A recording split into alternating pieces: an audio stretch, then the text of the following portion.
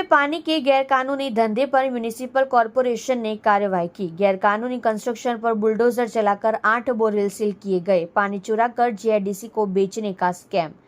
सूरत शहर के लिंबाया जोन के डिंडोली इलाके में गैरकानूनी तरीके से ड्रिलिंग करके जमीन के नीचे का पानी बेचने का एक बड़ा स्कैम सामने आया है। डिंडोली मानसी रेसिडेंसी के सामने वाले इलाके में कुछ लोग म्यूनिसिपल कॉरपोरेशन की परमिशन के बिना बड़ी मात्रा में बोरवेल बनाकर पानी निकाल रहे थे। यह शिकायत मिलते ही लिंबाया जोन की टीम जेसीबी और बुलडोजर लेकर मौके पर पहुंची और गैरकानूनी कंस्ट्रक्शन और बोरवेल को गिराने का काम शुरू कर दिया।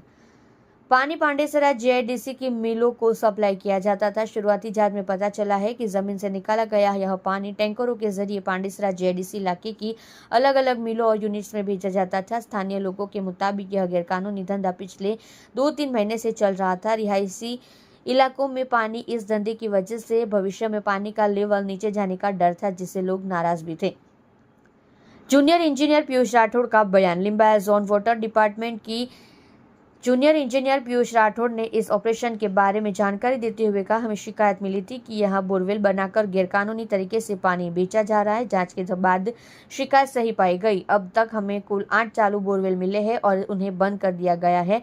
बाकी बोरवेल की पहचान की जा रही है और सभी गैरकानूनी कनेक्शन काटने का प्रोसेस चल रहा है। इस बारे में बड़े अधिकारियों को भी बताया गया है। आप देख रहे हो MPS 24 live news channel Parasmal Prajapati के साथ।